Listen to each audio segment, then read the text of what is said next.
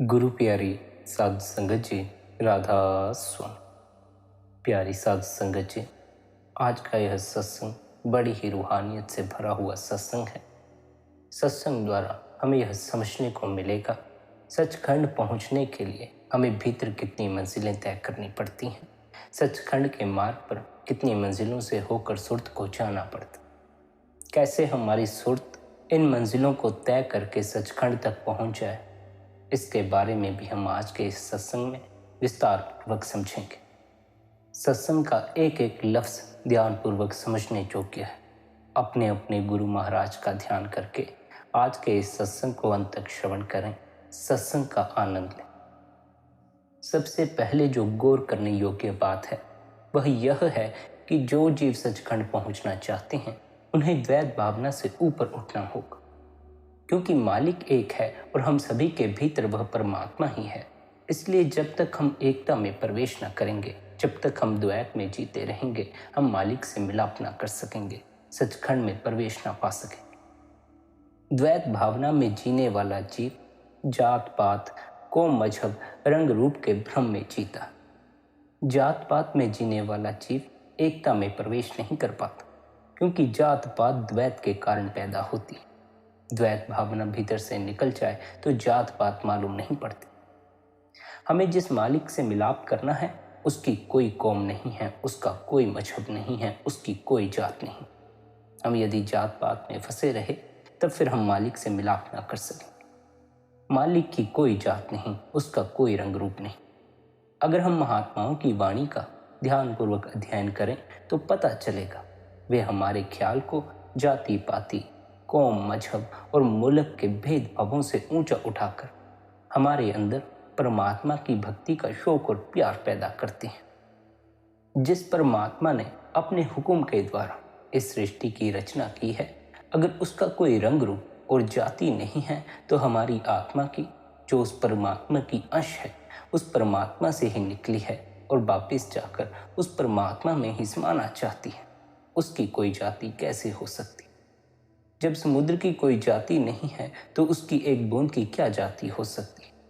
अगर सूर्य की कोई कौम या मजहब नहीं है तो एक मामूली किरण की कौन सी कौम, कौन सा मजहब हो सकता है?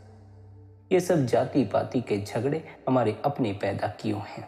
ये सब द्वैत भावना में जीने के कारण पैदा होते हैं। परमात्मा ने तो सिर्फ इंसान पैदा किए हैं। हम अपने आप को जाति पाति, कौम, मजहब और मुल्कों के छोटे छोटे दायरों में बांट रहे हैं और एक दूसरे के भेदभाव में फंसे हुए। आप समझाते हैं जिस जगह हमारे कर्मों का हिसाब किताब होगा उस जगह ना तो कोई हमारी जाति पाति के बारे में पूछेगा और ना हमारा शरीर ही वहां पहुंच सकेगा। किसी का शरीर अग्नि के स्पुर्द हो जाता है, किसी का मिट्टी में दफना दिया जाता है। जाति पाति या कौम मजहबों का संबंध इस शरीर के साथ ही रह जाता है। यह शरीर ही यहाँ रह जाएगा, इस संसार में रह जाएगा, तो जात या मजहब अपने साथ कैसे जा सकते हैं? अंत समय में किसी की जाति, किसी की कौम जल जाती है, किसी की मिट्टी के नीचे दबी रह जाती। जहाँ कर्मों का हिसाब होने वाला है वहाँ कोई भी आपकी जाति नहीं पूछने वाला। जो परमात्मा की भक्ति करता है वह परमात्मा का रूप हो जाता है, उसे वहाँ परमात्मा से मिलने का मौका मिल जाता। जहां हमारे कर्मों का हिसाब किताब होगा वहां कोई यह सवाल नहीं पूछेगा कि तुम हिंदू थे, ईसाई थे, हिंदुस्तान से आए थे, अमेरिका से आए थे या अफ्रीका से आए थे। उस जगह तो हमारे भक्ति भाव, इश्क और प्रेम की ही कदर होने वाली। जो अपने अमलों या कर्मों पर ध्यान देते हैं यही परमात्मा को मंजूर होते हैं। जो जाति पाति के अहंकार में फंसे हैं उनकी उस दरगाह में कोई कदर नहीं होती, उन्हें वहां कोई नहीं पूछता। जो अपने आप को नीचा समझता है, जिसके अंदर नम्रता और दीनता है, जो संतों के चरणों से प्यार रखता है, उनके उपदेश पर चलता है, वह इस भवसागर से पार हो जाता है।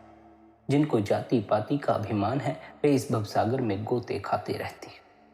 कौमों की कौमें, मजहबों के मजहब इस जाति पाति के अभिमान में डूबे जा रहे हैं।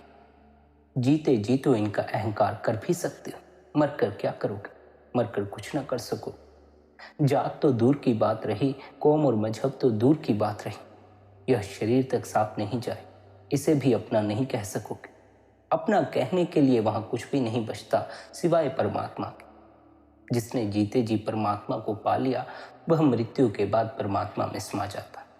जिसने जीते जी परमात्मा को नहीं पाया अपने ही अहंकार में जीता रहा, वह मरकर फिर इस संसार में धक्के खाने के लिए आ जाता।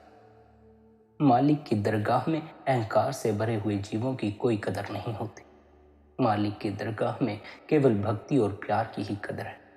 भक्ति और प्यार ही हमें वापस ले जाकर उस मालिक से मिला सकता। किसी के मन में यह विचार ना हो कि मैं ब्राह्मण के घर पैदा हो गया, मुझे ही मालिक से मिलने का गौरव प्राप्त हो सकता है, या मैं हिंदू या ईसाई बन गया हूँ, अब सिर्फ मैं ही परमात्मा से मिल सकता हूँ। या कोई यह सोचे कि मैं एक नीच जाति में जन्म ले चुका हूँ, मैं शायद अब कभी परमात्मा की भक्ति नहीं कर सकूं। नहीं, सभी परमात्मा की भक्ति कर सकते हैं। केवल जो जीवन भर अहंकार में जीते हैं वही परमात्मा की भक्ति करने से चूकते चले जाते। श्री गुरु अमरदास जी ने तो जात पात का खंडन करते हुए यहाँ तक फरमा दिया, जो मालिक के नाम की कमाई नहीं करता उससे ज्यादा नीच जाति वाला और कोई नहीं है, क्योंकि मौत के बाद उसे विष्ठा का कीड़ा तक बनना पड़ सकता है, यानी नीच और अधम योनियों में जाना पड़ सकता। जो मनुष्य शरीर प्राप्त करके उस मालिक के शब्द या नाम को अपने मन में बसा लेता है, उठते बैठते शब्द की कमाई में लग जाता है, वही व्यक्ति सबसे ऊंचा है, क्योंकि वह मौत के बाद जाकर सच्चे परमात्मा के अंदर समा जाएगा। इसलिए जो मालिक की जाति कौम मजहब और मुल्क है वही हमारी आत्मा की जाति कौम मजहब और मुल्क है। हर एक महात्मा हमारे ख्याल को मजहबों के भ्रमों और कर्मकांडों के बंधनों के इन छोटे छोटे दायरों से ऊपर ले जाने की कोशिश करता और हमारे अंदर उस परमात्मा के प्यार और सच्चे नाम की कमाई का शौक पैदा करता। सभी महात्मा हमें अपने अनुभव से समझाते हैं जिस परमात्मा की हमें तलाश है और जिस परमात्मा से मिलकर हमारी आत्मा हमेशा के लिए जन्म मरण के दुखों से बच सकती है, वह कहीं बाहर नहीं, वह हर एक के शरीर के अंदर बैठा हुआ। जिसे आज दिन तक वह परमात्मा मिला है अपने अंदर ही मिला है, और जिसे भी आगे चलकर मिलेगा अपने अंदर इस देह के भीतर ही मिलेगा। बाहर तो मिल जाएगा धन, बाहर तो मिल जाएगा पद, बाहर तो मिल जाएंगे मित्र संबंधी रिश्तेदार, लेकिन परमात्मा कभी भी बाहर से नहीं मिल सकता। यदि परमात्मा भी बाहर से मिल सकता तो इतने सारे संत सद्गुरुओं को ध्यान करने का उपदेश देने की आवश्यकता नहीं पड़ती, भीतर ध्यान को टिकाने का उपदेश देने की आवश्यकता नहीं पड़ती। बार बार सभी संत सद्गुरुओं ने अपने ख्याल को भीतर मोड़कर तीसरे तिल पर एकाग्रता को कायम करने पर जोर दिया। तीसरा तिल ही वह द्वार है जिसे भेद कर हम उस कुल मालिक से मिलाप कर सकते। परमात्मा से मिलने का रास्ता हमारी इस देह के भीतर, बाहर से कभी परमात्मा नहीं मिल सकता। खोज कर देखना चाहते हो तो खोज लो, खोजने से कोई नहीं रोकता, पर क्योंकि संत सद्गुरुओं ने खोज लिया है इसलिए वे हमें भी उपदेश देते हैं कि भीतर ही खोजो, ताकि हम बाहर अपना समय बर्बाद करने से बच जाएं। यह जीवन कोई अनंत काल तक नहीं टिकने वाला, बड़े कम समय के लिए जीवन मिला हुआ है। इस जीवन को यदि हम बाहर परमात्मा की खोज में लगा देंगे तो पता नहीं यह जीवन कब हमारे हाथ से निकल जाए, कब बचपन बीत जाता है इसका जवान आदमी को कहाँ पता चलता है, कब जवानी बीत जाती है इसका वृद्ध आदमी को कहाँ पता चलता है, और कब बुढ़ापा बीत जाता है इसका मरने वाले को कहाँ पता चलता। जीवन देखने में तो बड़ा लंबा मालूम पड़ता है, लेकिन इसके बीत जाने का कोई पता नहीं चलता। व्यक्ति तो खोया रहता है अपने सपनों, अपनी इच्छाओं, अपने ख्यालों में, और इनमें खोए खोए ही उसका जीवन कब उसके हाथ से निकल जाता है इसकी उसे खबर भी नहीं हो पाती। इससे पहले कि यह जीवन हाथ से निकल जाए उस परमात्मा की खोज कर लो जो इस देह के भीतर बैठा हुआ है, इस शरीर के भीतर बैठा हुआ है। उससे मिलाप करके ही हम इस जीवन को आनंद से जी सकते हैं, सुखी होकर जी सकते हैं। जिस परमात्मा ने सारे जग को जीवन दिया, इस सृष्टि की रचना की है और जो सबका दाता है, सबकी संभाल और रखवाली करने वाला है, वह परमात्मा इस शरीर के अंदर रहता है। उसे बाहर खोजने में अपना समय मत बर्बाद करना, भीतर खोजना। भीतर खोजोगे तो समय भी बच जाएगा और परमात्मा भी मिल जाए। हमारा यह शरीर केवल आत्मा के रहने की ही गुफा नहीं है, वह परमात्मा भी जो अलग और अगम है, इस गुफा यानी इस शरीर के अंदर ही रहता है। वह परमात्मा खुद हमारे शरीर के अंदर बैठा हुआ है। हम उसे बाहरी आंखों के द्वारा बाहर ढूंढने की कोशिश करते। जो हमारी इस देह के भीतर बैठा हुआ है, भला वह हमें बाहर कैसे नजर आ सकता? हम मनमुख हैं, मुग्ध और गवार हैं। जो चीज हमारे घर के अंदर है, हम उसे बाहर ढूंढते फिरते। आप समझाते हुए कहते हैं, जिस तरह तिलों में तेल है और पत्थर में आग है, उसी तरह परमात्मा भी हमारे शरीर के अंदर। जिस प्रकार आंख के अंदर पुतली है, उसी प्रकार इस दुनिया को बनाने वाला भी हमारी देह के अंदर। हम लोग मूर्ख हैं, अंधे हैं, उसे अपने शरीर के अंदर तो ढूंढते नहीं, बाहर तलाश करने की कोशिश करते रहते।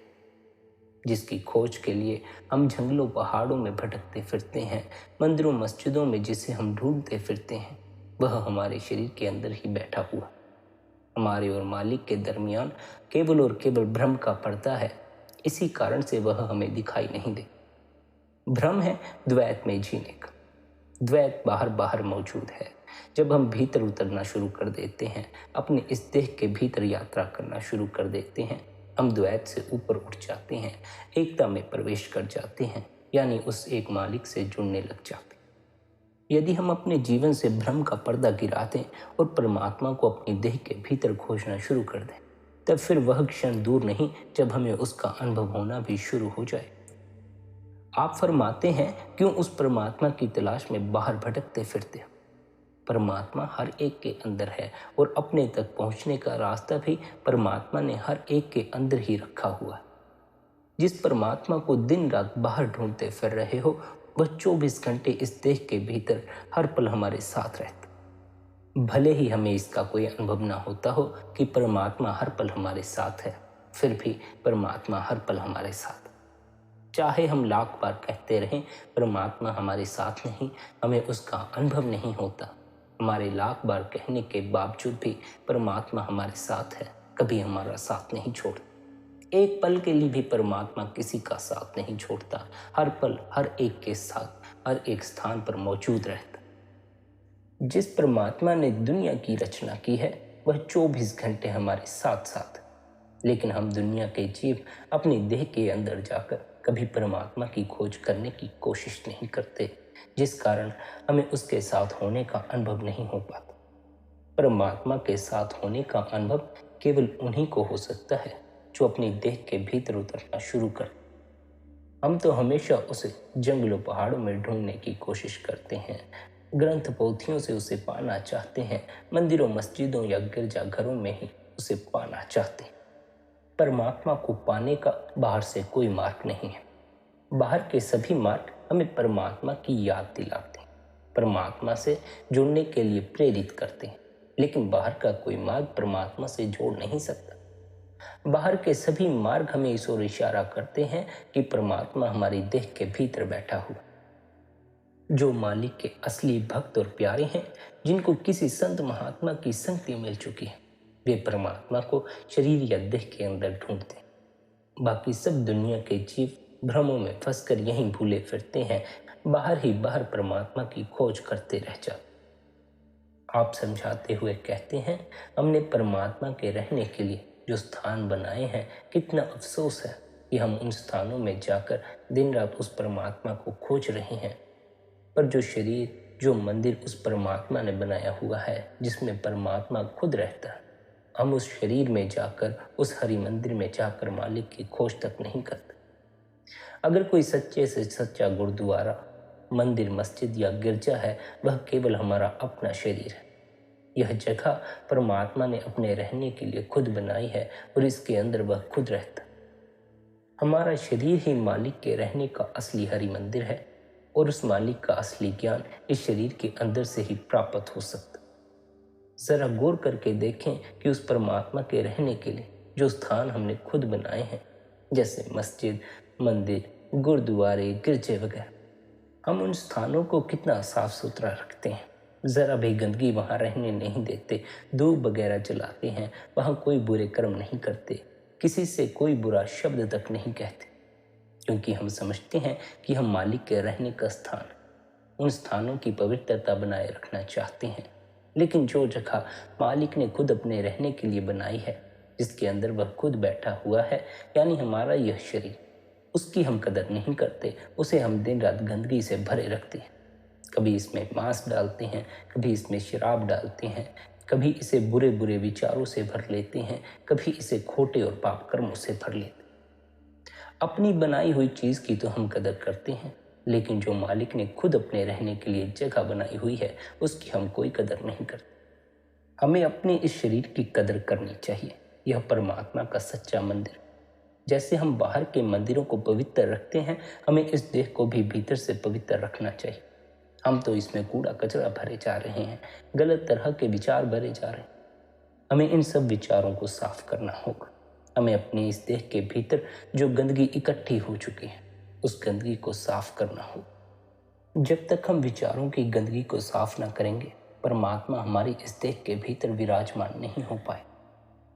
यदि परमात्मा को भीतर जगह देनी है, परमात्मा को इस देह के भीतर देखना है, तो पहले विचारों की गंदगी को साफ करना होगा। परमात्मा को गंदी जगह पर बिठाना कोई अच्छी बात भी नहीं।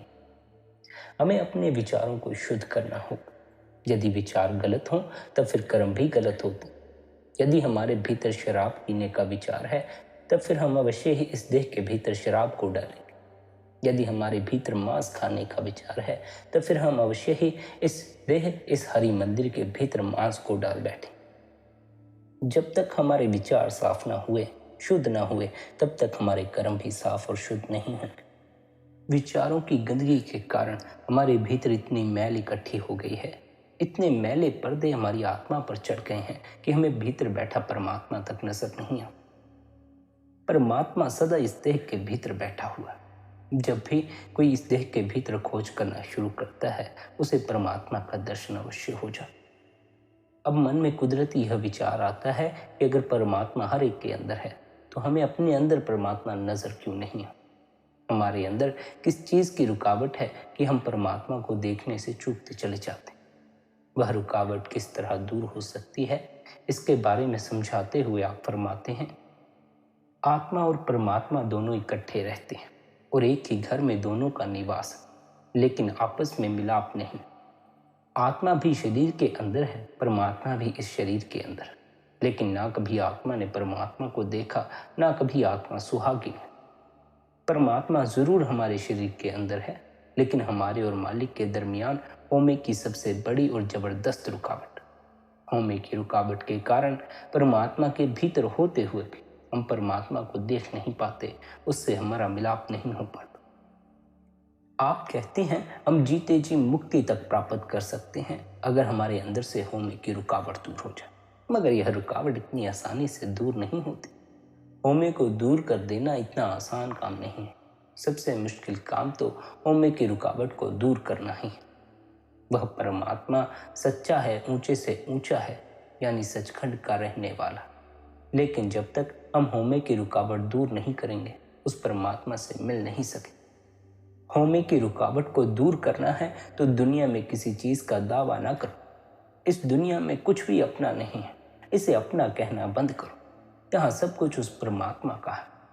यहाँ जो भी मिलता है, जैसा भी मिलता है, उसे परमात्मा का ही समझो। अपना बनाने की कोशिश मत करो। न यह दुनिया कभी किसी की बनी है और न कभी किसी की बन सकती। बड़े बड़े राजा महाराजा इस संसार को अपना बनाते बनाते चले गए। यह दुनिया उनकी न बन सकी तो हमारी कैसे बन सकती? यह हमारा मोह और होमे ही है जो बार बार हमें इस देह के बंधनों में लाता। जब तक हम देह के बंधनों में फंसे हैं, हम बार बार इस संसार में आते रहेंगे, दुख और कष्टों से घिरे रहेंगे। हमें चाहिए कि हम होमे की रुकावट को दूर करके उस मालिक से मिलाप करें और संसार के दुखों और कष्टों से ऊपर उठ जाएं।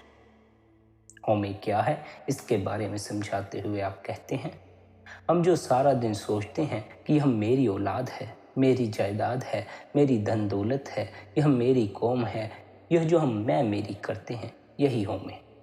यह सब कुछ असल में उस परमात्मा का है। यहाँ कुछ भी हमारा नहीं है। हम अपने आप को उस परमात्मा से अलग समझे बैठे हैं, इनको अपना बनाने की कोशिश करते, लेकिन ये आज तक किसी के नहीं बने, ना ही कभी किसी के बन सकते। अगर हम इन्हें अपना बनाने की कोशिश करते हैं तो हमारा मन इनमें इतना उलझ जाता है कि रात को हमें इनके ही सपने आने शुरू हो जाते हैं और मौत के समय इनकी ही शक्लें हमारी आंखों के सामने आकर सिनेमा की तस्वीरों की तरह घूमना शुरू कर देती। जिस ओर भी आखिरी वक्त हमारा ख्याल होता है, हम दुनिया के जीव उसी धारा की ओर बहते चले जाते हैं। यह दुनिया की शक्लों और पदार्थों का मोह या प्यार है जो हर एक जीव को बार बार देख के बंधनों की ओर खींच कर ले आता है और उसे मालिक में समाने नहीं देता।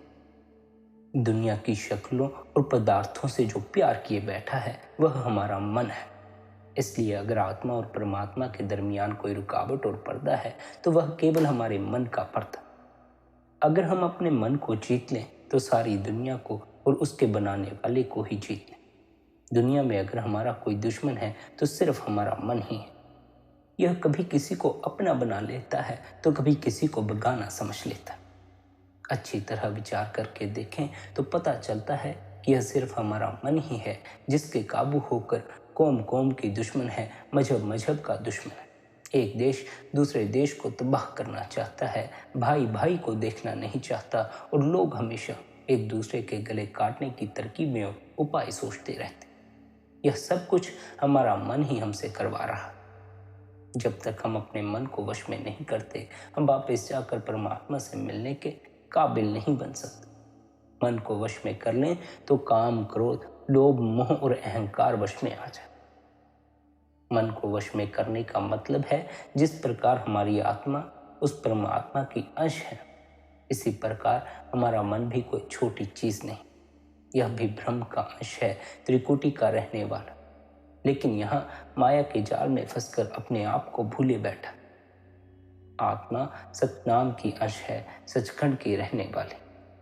यहाँ आकर इस संसार में आकर इसने भी मन का साथ लिया हुआ, यानी आत्मा और मन की गांठ बंधी हुई है।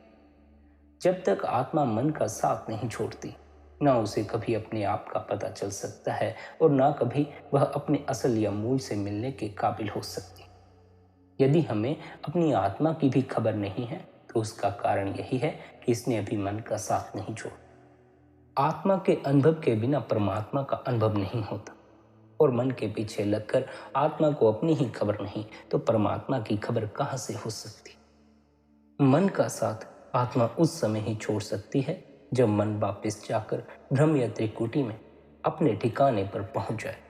हमें जो भी कोशिश करनी है वह मन और आत्मा की गांठ खोलने की करनी। जब तक मन और आत्मा की गांठ बंधी हुई है, आत्मा को अपना ही अनुभव नहीं हो सकता, फिर परमात्मा का अनुभव कहां हो सकता। केवल वही व्यक्ति निर्मल और पवित्र हो सकता है जो अपने आप को पहचानने के काबिल बन जाता है, यानी अपनी आत्मा को जानने के काबिल बन जाता। अपने आप को पहचानने का मतलब यह है कि हमें मन और माया के दायरे से पार जाना। हमें अपनी आत्मा पर से सूक्ष्म, स्थूल और कारण तीनों गिलाफ उतारने हैं और सतोगुण, रजोगुण, तमोगुण तीनों गुणों से पार जाना। तब जाकर हमें अपने आप का पता चलेगा, अपने असल होने की खबर होगी। हमारी आत्मा तो बिल्कुल निर्मल, पवित्र और पाक थी, लेकिन मन का साथ लेने के कारण अति गंदी और मैली हो चुकी है। मिसाल के तौर पर बादलों में पानी कितना साफ सुथरा होता, लेकिन जब वह बरसात बनकर जमीन पर आता है तो कितना गंदा हो जाता। उसमें से बदबू तक आनी शुरू हो जाती। वह अपनी असलियत को बिल्कुल भूल जाता है और अपने आप को गंदगी का ही रूप समझना शुरू कर देता। लेकिन जब उसे सूरज की तपिश मिलती है और वह भाप बनकर उस गंदगी को छोड़ता है, तब उसे अपने आप का होश आता है कि मैं कौन हूँ। तब उसको अपने आप का पता चलता है। फिर वह अपने असल या मूल के बारे में सोचता है और सीधा जाकर बादलों में अपने असल में ही समा जाता है। यही हमारी आत्मा की हालत है। यह माया के जाल में फंसकर मन के ताबे हो चुकी है और मन आगे इंद्रियों के भोगों का आशिक बन चुका। और जो जो कर्म मन करता है उसका नतीजा फिर साथ साथ आत्मा को भी भुगतना पड़ता। जब तक आत्मा मन का साथ नहीं छोड़ेगी, यह कभी अपने असल के अंदर समाने के काबिल नहीं हो सकेगी, उस मालिक में समाने की योग्य नहीं हो सकेगी। जरा ख्याल करके देखो, एक क्षण हमारे जीवन में भी ऐसा था जब हमारे भीतर काम के विचार नहीं दौड़ते थे। हमारे भीतर क्रोध के विचार नहीं दौड़ते थे, किसी को चोट पहुंचाने, किसी को कष्ट देने के विचार नहीं दौड़ते। एक वक्त था जब हम भी भीतर निर्मल थे, पवित्र थे, गंदगी से भरे हुए नहीं थे। बड़े होते होते हमने कई तरह की गंदगी भीतर इकट्ठी कर ली। बादलों का पानी जमीन पर आएगा तो अवश्य ही गंदगी इकट्ठी कर ही लेगा, लेकिन इसका अर्थ यह तो नहीं कि हम सदा गंदगी से ही भरे रहें। आज यदि हम भीतर काम के विचारों से, क्रोध के विचारों से, लोभ के विचारों से, मोह या अहंकार के विचारों से भरे पड़े हैं, तो इसका अर्थ यह नहीं है कि हम सदा ही इनसे भरे पड़े रहें। हमें इस गंदगी को साफ करना ही होगा। इस गंदगी को साफ किए बगैर हम परमात्मा से जुड़ नहीं सकें। इस गंदगी, इस मैल को साफ करने के लिए हमें सबसे पहले तो अपने मन को काबू में करना होगा। हमें जो भी कोशिश करनी है, जो भी तरीका सोचना है, वह अपने मन को वश में करने का ही सोचना। मन को वापस भ्रम या त्रिकुटी में ले जाने की कोशिश करनी। जब तक यह मन अपने स्थान त्रिकुटी से नीचे उतरे बैठा है, तब तक यह मलिनताओं में ही लिप्त रहेगा। तब तक हम भीतर गंदगी को ही इकट्ठा करते रहें। हमें अपने मन को इसके स्थान त्रिकुटी पर वापस लाना हो। यह हम ही कर सकते हैं, कोई दूसरा हमारे लिए हमारे मन को इसके स्थान त्रिकुटी पर नहीं ला सकता। क्योंकि प्रत्येक व्यक्ति का मन उसकी अपनी इच्छाओं, अपने ख्यालों, अपने सपनों के आधार पर निर्मित होता है। सबके मन के बाहर भटकने के भिन्न भिन्न कारण हैं। सभी का मन एक ही कारण के पीछे बाहर नहीं भाग रहा है, एक ही खोज में, एक ही भोग के पीछे बाहर नहीं भाग रहा। सभी के भीतर अलग अलग भोगों की चाह है, भिन्न भिन्न तरह के भोगों के पीछे भागना चाहता। जिसने अपने मन को जिस तरह बाहर की तरफ मोड़ा है, उसे उसी तरह मन को भीतर की तरफ मोड़ना होगा। किसने अपने मन को किस तरह बाहर की तरफ मोड़ा है, यह दूसरे को पता नहीं हो सकता। इसकी खबर तो स्वयं को ही हो सकती। इसलिए प्रत्येक व्यक्ति को स्वयं ही प्रयास करना होगा। स्वयं के प्रयास से ही मन को वापिस इसके स्थान त्रिकुटी पर लाया जा सकता है। दूसरे के भरोसे या सदगुरु के भरोसे अपने मन को छोड़ देना सबसे बड़ी मूर्खता हो। सदगुरु हमारी सहायता अवश्य कर सकते, लेकिन जब तक हम स्वयं अपने मन को वापिस इसके स्थान त्रिकुटी पर लाने के लिए प्रयास नहीं करेंगे, यह वापिस अपने स्थान पर लौट कर आने वाला नहीं। सदगुरु हमारी सहायता अवश्य कर सकते हैं, पर मेहनत तो हमें खुद ही करनी हो। हम मेहनत करने से टल जाते हैं, हम अभ्यास करने से टल जाते हैं। हम तो यह सोचते हैं कि कोई आसान सा मार्ग मिल जाए और हम उस मार्ग पर चलकर भीतर जुड़ जाएं, परमात्मा से जुड़ जाएं, हमारा मन ठहर जाए। परमात्मा को पाने का, आत्मा को पाने का कोई भी मार्ग आसान मार्ग नहीं होता। परमात्मा को पा लेना कोई छोटी बात थोड़ी है। धन को पा लेना छोटी बात है, उसे पाना आसान हो सकता है। पद को पा लेना छोटी बात है, उसे पाना भी आसान हो सकता है। लेकिन आत्मा को पा लेना कोई छोटी बात नहीं। आत्मा को पा लेना ही बहुत बड़ी बात है, बड़ी मेहनत का काम। आत्मा को पाने के लिए बड़ी हिम्मत और बड़ा साहस चाहिए। आत्मा का अनुभव करने के लिए, इस मन का साथ छोड़ने के लिए बड़ी मेहनत करनी पड़ती है। यह कोई मुफ्त का सौदा नहीं है कि गुरु से नाम ले लिया, अभ्यास की युक्ति ले ली तो आत्मा का अनुभव हो जाए। आत्मा का अनुभव करने के लिए हमें अपने मन को इसके स्थान त्रिकुटी पर लाना होगा। यह कोई आसान काम नहीं है। मन को बाहर भटकाना तो आसान सी बात, काम में भटका लो, क्रोध में भटका लो, लोभ में भटका लो, मोह में भटका लो, लेकिन इसे भीतर टिकाना बड़ा ही मुश्किल काम। मन को भीतर टिकाना इसलिए आसान नहीं क्योंकि इसे भीतर टिकाने में हमारा अपना ही जी मचलना शुरू हो जाता। हम खुद ही तो काम के रस में डूबे रहना चाहते। हमें खुद ही काम में रस आता है, हमें खुद ही विचारों में रस आता है, हमें खुद ही लोभ में रस आता है, मोह और अहंकार में रस आता है। मैं मेरी करने में हम कितना रस लेते, काम के विचारों में खोए रहने में हम कितना रस लेते। मन को भीतर टिका लेंगे तो इन सभी विचारों से ऊपर उठ जाएंगे। इसके लिए हम राजी नहीं हो पाते। हम काम से ऊपर उठने को राजी नहीं हो पाते। हम क्रोध, लोभ, मोह और अहंकार से ऊपर उठने को राजी नहीं हो पाते। हम खुद भी इन्हीं विकारों में पड़े रहना चाहते हैं। हम खुद भी काम में ही पड़े रहना चाहते हैं। हम खुद भी अहम के विचारों में ही खोए रहना चाहते हैं। जब तक हमें ही संसारिक भोगों में रस है, तब तक हम अपने मन को भीतर टिकाने की हिम्मत जुटा कैसे सकते। मन को तो भीतर टिकाने की हिम्मत वही जुटा सकते हैं जिनका संसारिक भोगों से रस चूक गया। जो संसार के भोगों को भोग भोग कर दुखी आ चुके हैं, परेशान हो चुके, जिन्हें यह खबर लग गई कि संसारिक भोगों को भोग कर भी जीवन में सुख नहीं मिलता, शांति नहीं मिलती, वही मन को भीतर टिकाने की हिम्मत जुटा सकते। जिन्हें संसारिक भोगों में रस आता है, वे मन को भीतर टिकाने में सफल नहीं हो पाते।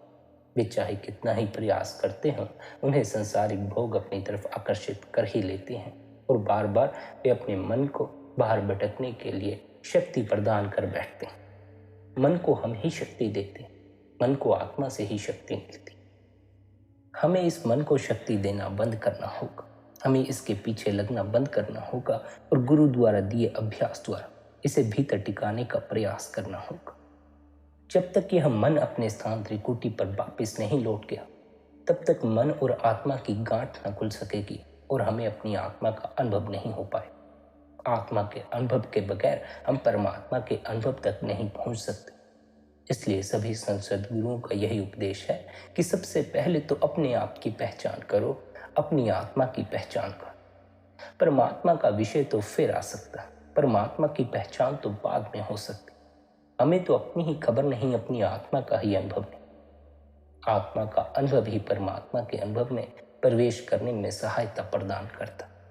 हमें पहले अपनी आत्मा का अनुभव करना। आत्मा का अनुभव तब तक हो ना सकेगा जब तक आत्मा की मन के साथ गांठ बंधी हुई है, क्योंकि फिर मन आत्मा को बार बार नौ द्वारों द्वारा संसार में खींच कर ले जाता रहेगा।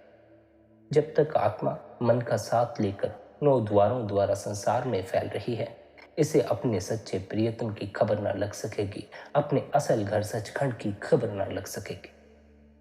संत महात्मा समझाते हैं, हमारे निज घर सचखंड के मार्ग में हमारे अंदर 5 मंजिलें हैं। हर एक मंजिल का अपना अपना शब्द या धुन है। सच्चा गुरु हमें उन 5 मंजिलों से ले जाकर 5 शब्दों या धुनों से जोड़कर परमात्मा तक पहुंचा देता। असल में शब्द तो एक ही है, लेकिन हर मंजिल में उसकी अलग अलग आवाज और अलग अलग प्रकाश। उदाहरण के तौर पर एक नदी अपने स्रोत से निकलती है और समुद्र में जाकर समाती है, लेकिन उस नदी की अलग अलग स्थानों पर अलग अलग आवाज होती है। जहां से निकलती है वहां उसकी आवाज और होती है। जिस समय वह बड़ी बड़ी चट्टानों और खड्डों में से गुजरती है, उसकी आवाज और होती है। जब वह झरना बनकर गिरती है तो उसकी आवाज बदल जाती। जब वह मैदानों में फैलती है उसकी आवाज और हो जाती, और जब नदी समुद्र में समाती है तो आवाज और हो जाती। लेकिन हर जगह नदी एक ही होती। इसी तरह शब्द भी एक है, लेकिन अलग अलग मंडलों से गुजरता हुआ अलग अलग धुनों और प्रकाश के रूप में प्रकट होता। सब पूर्ण संतों ने इसी अंतर्मुखी शब्द की कमाई का उपदेश हमें भी दिया। इस शब्द की कमाई करके ही हमें अपनी आत्मा का अनुभव होना शुरू होता है, हमारा उस परमात्मा से मिलाप होता। यह जो शब्द है, यह जो धुन है, पहले से ही हमारी देह के भीतर मौजूद। संत महात्मा इसे घोलकर हमारे अंदर नहीं डालते। संत महात्मा सदगुरु तो केवल हमें एक ऐसी युक्ति, ऐसा अभ्यास बता देते हैं जिसके द्वारा हम भी अपने भीतर गूंजते ही शब्द, इस धुन को सुन सकें।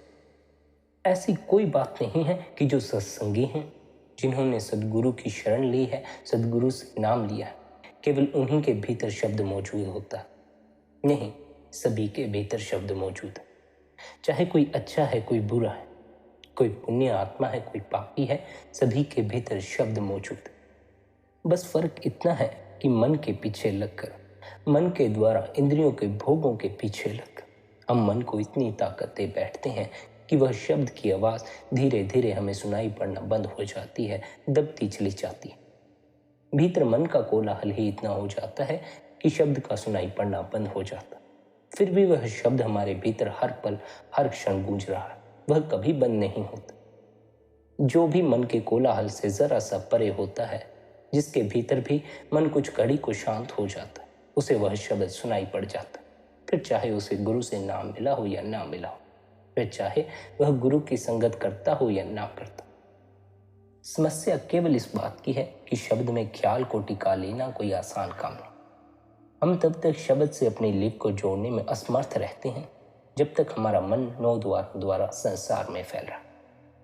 जिस घड़ी, जिस क्षण हम मन को इसके स्थान त्रिकुटी पर वापस ले आते हैं, हमें शब्द से जुड़ने में किसी तरह की कोई दिक्कत नहीं आती, कोई रुकावट नहीं आती। जब मन अपने स्थान त्रिकुटी पर पहुंच जाता है तो जितना भी मन का कोलाहल था सब शांत हो जाता।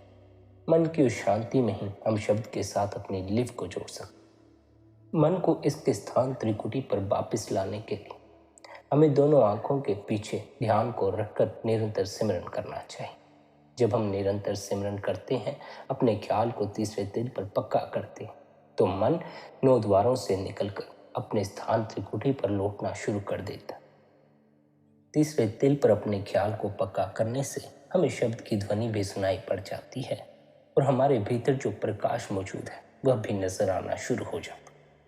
शब्द और प्रकाश की सहायता से हम अपना रूहानी सफर तय कर सकते। शब्द और प्रकाश की सहायता से हम अपने सच्चे घर सचखंड तक पहुंच सकते। जिसके भीतर भी अपने सच्चे घर सचखंड पहुंचने की चाह है, जो मालिक से मिलाप करना चाहता है, उसे अपनी लिव को शब्द से जोड़ने के लिए निरंतर सद्गुरु द्वारा दिया हुआ अभ्यास करना चाहिए, या फिर जिसके सद्गुरु ने जिसे जो भी अभ्यास की युक्ति बताई हो उसे उस युक्ति का अमल करना चाहिए। इस संसार में आत्मा के अनुभव के लिए, परमात्मा से जुड़ने के लिए, शब्द से जुड़ने के लिए अनेकों तरह की युक्तियां मौजूद हैं। हो सकता है कुछ साधकों के गुरु भजन सिमरन की युक्ति ना देते हों और कोई युक्ति देते हैं। जिन्हें गुरु द्वारा जो भी युक्ति मिली है, जो भी गुरु ने भीतर उतरने का तरीका समझाया है, उन्हें उसी तरीके पर अमल करना, अपने अपने गुरु पर विश्वास रखना है और अपने गुरु द्वारा दिए हुए अभ्यास की पालना करना। इधर उधर हाथ पैर नहीं मारने। यदि एक बार गुरु से अभ्यास मिल गया है तो उसी पर विश्वास रखो, उसी पर अपने आप को समर्पित कर दो। गुरु भले ही सच्चा ना भी हो, पर यदि शिष्य सच्चा हो, शिष्य के भीतर सच्ची चाह हो, शिष्य को विश्वास हो, तब शिष्य अवश्य ही पहुंच जाता। शिष्य के पीछे पीछे फिर गुरु भी पहुंच जाते। सच्चे गुरु को तो पता नहीं खोज पाओ या ना खोज पाओ, और अगर कभी सच्चा गुरु सामने हुआ भी तब भी इसका अंदाजा लगाना बड़ा मुश्किल है यह सच्चा गुरु है या नहीं। लेकिन सच्चा शिष्य तो हम बन ही सकते। हमें सच्चा शिष्य बनना चाहिए। हम यदि सच्चे शिष्य बन जाए तब फिर वह परमात्मा हम पर जरूर बख्शिश करता। हम भी कहीं ना कहीं चूक कर जाते हैं, जिस कारण हमें ना तो अंतस का कोई अनुभव होता है, न शब्द का कोई अनुभव होता है, न आत्मा का कोई अनुभव होता। हमारी अपनी भी कुछ कमियां होती। हमें अपनी भी कमियों की ओर ध्यान देना चाहिए। हम तो गुरु को दोष देने लग जाते हैं कि गुरु द्वारा दी हुई युक्ति से हमें कोई लाभ नहीं हुआ, यह गुरु पूर्ण नहीं है, सच्चा नहीं। गुरु सच्चा हो या ना हो, हमें इस बात की फिक्र नहीं कर। हमें तो सच्चा शिष्य बनना है। सच्चे शिष्य बनना है तो गुरु पर विश्वास करना होगा, गुरु द्वारा दी हुई युक्ति पर विश्वास करना होगा, मालिक पर विश्वास करना होगा। प्रेम और भक्ति से यदि आप अभ्यास करेंगे तो अवश्य ही आपको भीतर परमात्मा का अनुभव होना शुरू हो जाए। इस बात का भी ख्याल रखें, आप किसी भी ऐसी युक्ति का इस्तेमाल न करें जिसका ज्ञान देने के लिए, जिसके बारे में समझाने के लिए आपके पास उसका गुरु ना हो। गुरु के बगैर युक्ति का इस्तेमाल करने से बहुत से जीव भटक जाते। बहुत से ऐसे संत गुरु पुराने समय में हुए हैं जिनकी युक्तियों द्वारा आज बहुत से जीव भटके हुए हैं। आज वे गुरु हैं नहीं, लेकिन उनकी युक्तियों का इस्तेमाल करने से बहुत से जीव उन विधियों का असल रहस्य नहीं समझ पाए, जिस कारण वे भटकते ही चले। जो सद्गुरु हमारे बीच में हो, हमें उन्हीं से अभ्यास की युक्ति लेनी है ताकि हम किसी भी गलत मार्ग पर भटक ना जाए।